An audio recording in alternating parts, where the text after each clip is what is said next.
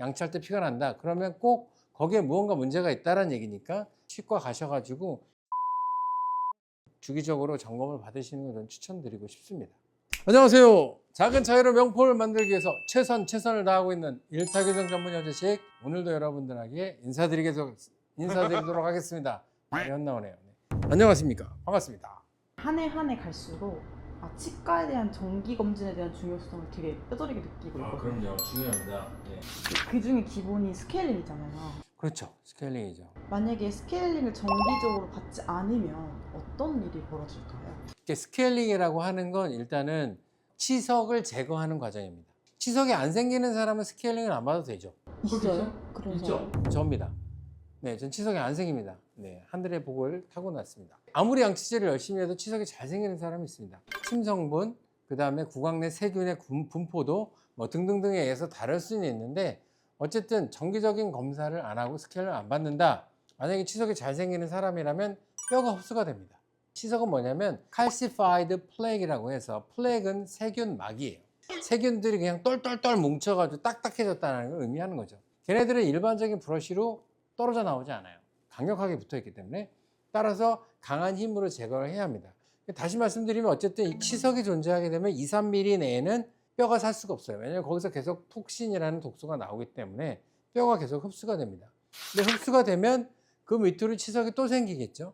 뿌리 쪽으로 계속 뼈가 없어지다가 이제 흔들흔들거리고 피나고 아프고 치아가 빠지는 거죠. 그게 예전에 저희 아버지 세대 때 말씀하셨던 풍치입니다.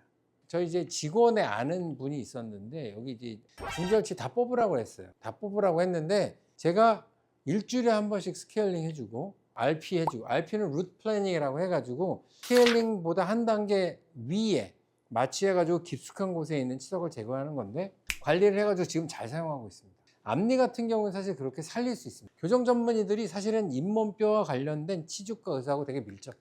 방금 말씀해주신 RP가 혹시 잇몸 치료인가요? 잇몸 치료의 한 부분인 거죠. 잇몸 치료가 크게 세 개로 나눌 수 있어요. 하나는 그냥 일반적인 스케일링, 하나 두 번째 루트 플래닝이라고 해가지고 편편화 시킨다는 거죠. 치석이 붙으면 툭 튀어나와 있으니까 그걸 이제 플래닝을 해주는 거고, 맨 마지막 단계가 수술이에요. 수술은 뭐냐면 잇몸을 째고 뿌리를 드러내고, 그 다음에 치석을 다 눈으로 보면서 제거를 하고 잇몸을 다시 덮고 꼬맵니다. 수술이죠.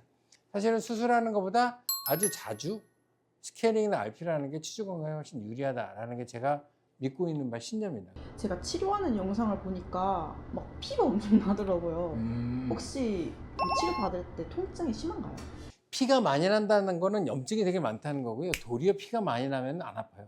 아주 건강한 잇몸에 치석이 조금 붙어 있을 때 제거하는 게 훨씬 아픕니다. 치아가 주변이 잇몸이 건강해, 타이트해, 튼튼해. 그러면 세균들이 아주 건강하잖아요. 그럼 뭔가 적군이 쳐들어오거나 뭔가 자극이 오면 되게 예민하게 반응하겠죠. 양치할 때 피가 난다. 그러면 꼭 거기에 무언가 문제가 있다는 얘기니까 치과 가셔가지고 치석 제거 받으시고 주기적으로 점검을 받으시는 걸 저는 추천드리고 싶습니다. 잇몸 치료를 받은 후에 부었던 잇몸이 내려가면서 약간 이가 시릴 수 있다는데 맞는 말이에요? 그렇죠. 왜냐하면 아까 말씀드린 것처럼 뼈가 있었는데, 뼈가 치석에 의해서 점점 내려가면 결국은 내려간 잇몸이 재생되긴 좀 어렵거든요. 아주 만성적으로 오랫동안 지속된 치석은 떨어지지도 않고 잇몸이 다시 소생되지도 않아요. 그럼 부어 있겠죠. 염증이 계속 있던 상태니까. 잇몸 뼈의 높이에 맞게 이렇게 쭉 내려오게 되면 주변에 뿌리가 노출되니까 약간 시큰할 수는 있죠. 그게 아파가지고 치석 제거를 안 하신다라고 하면 결국은 자기의 병을 품고 계속 사는 거죠. 그럼 나중에 치아가 빠져야 되는 것까지 해야 되고, 임플란트 해야 된다, 브릿지 해야 된다, 이런 얘기를 들으셔야 하기 때문에, 치석 제거할 때 너무 아프고 불편하다고 하면 사실은 진통소염제 같은 걸 먹고 그다음 오셔가지고 치료받는 것도 방법이에요. 교정 전용 유산균이라는 게 있던데 도움이 되나요? 구강 내는 세균이 있죠. 나쁜 세균들이 있고요, 좋은 세균들이 있어요. 좋은 세균들이 많은 사람들은 저처럼 이제 치석 제거나 충치가 잘 안 생기는 사람이고, 나쁜 세균이 많은 사람은 충치나 잇몸 질환이 잘 생기는데, 유산균을 계속 먹다 보면은 좋은 세균군을 형성할 수 있다. 이 정도 어썸션은 제가 이제 받아들일 만 하겠지만, 그게 어느 정도 도움이 되는지는 사실은 과학적으로 증명된 바가 제가 알기로는 없다.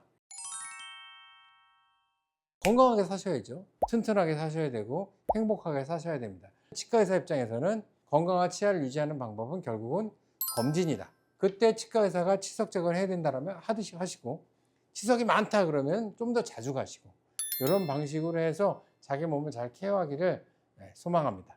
감사합니다. 좋아요, 댓글, 구독, 알림 설정 부탁드리겠습니다. 감사합니다.